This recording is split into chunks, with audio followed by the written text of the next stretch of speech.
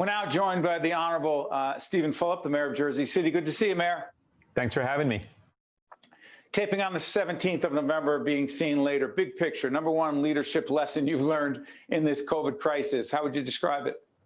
Well, I mean, it's been challenging. I think that, you have to be willing to make decisions and communicate them, over-communicate them with the public. And, we've been at the forefront of a lot of things regarding COVID response. I think the city's done okay overall, but, we're in the second wave now, so we'll see where it happens from here. As we were speaking, we are in the second wave. Hopefully when it's seen multiple times, we're out of that, but who knows? Hey, listen, Mayor, how much of this do you see as your responsibility as the Chief Executive Officer of Jersey City versus, hey, we'll wait for the state, we'll wait for the feds to make decisions, as opposed to I'm taking the lead?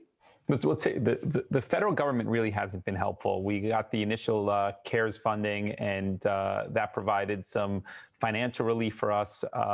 And the governor and the state overall has been helpful. We've kind of butted heads in a couple different situations over the last year, but I've noticed. Yeah, I think for the most part, we and I think Governor Murphy has done a pretty good job on managing a tough situation. Should you be allowed to legally so yes, anything I ask like that, you're saying yes.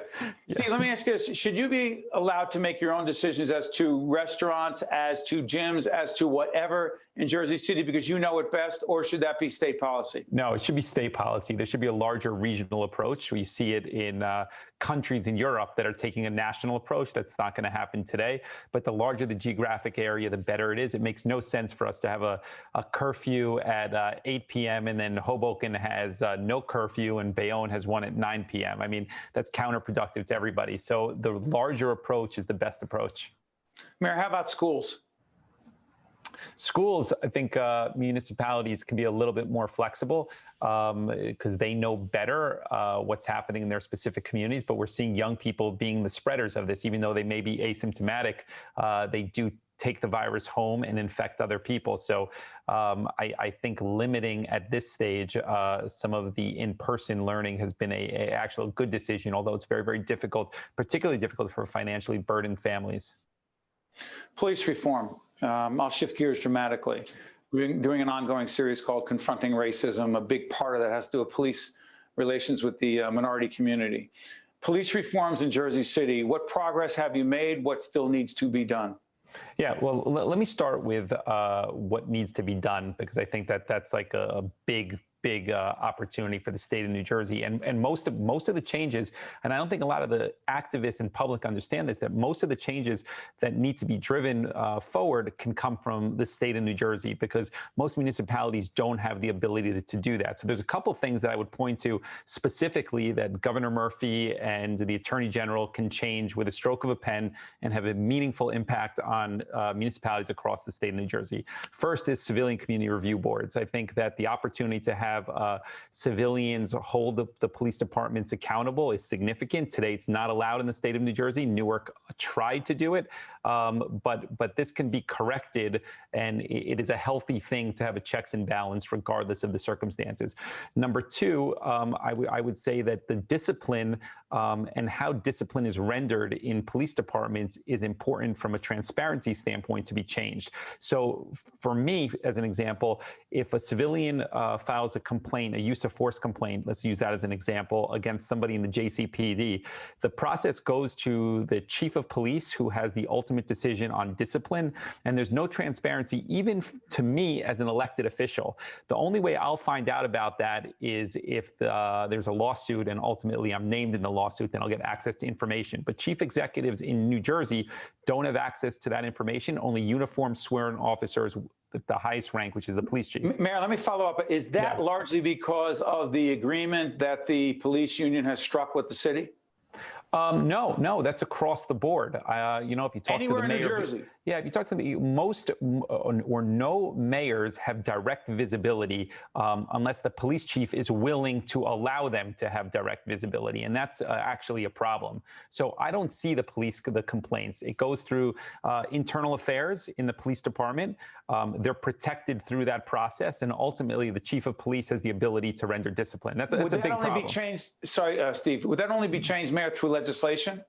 Yeah, I think that police officers and the chiefs in New Jersey have a thing called the Chiefs or Police Bill of Rights. It's out of Trenton. And if you think about that, it's counter to the way policing should be approached. So is there something called Citizens Bill of Rights? No, my point exactly. So there's a document down in Trenton that allows police officers to have special protections with regards to what the public can and can't do. And if you think about that from a police officer's or a public standpoint, a police officer is trusted with the awesome powers of policing, opportunity to carry a gun, a baton, with a gun and a badge. With a gun and a badge. They should have more scrutiny, not documents protecting them ultimately. So that's something that needs to be changed. And then just the third thing I would highlight, or the fourth thing, because you added another one in Trenton that needs to be changed.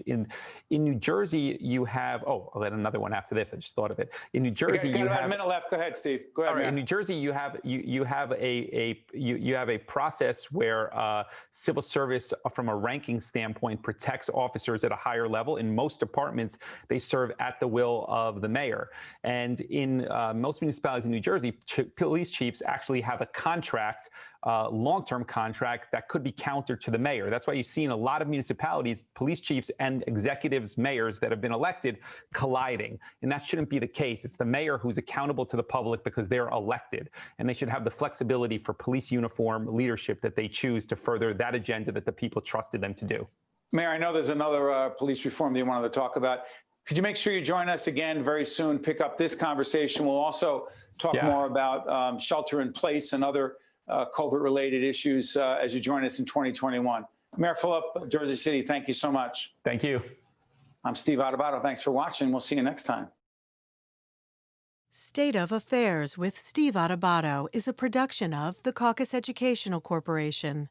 Funding has been provided by the Robert Wood Johnson Foundation, the Northward Center, MD Advantage Insurance Company, the Russell Berry Foundation, Johnson & Johnson, Valley Bank, ADP, Fedway Associates, Inc., and by the Adler Aphasia Center. Promotional support provided by Jaffe Communications and by CIANJ and Commerce Magazine.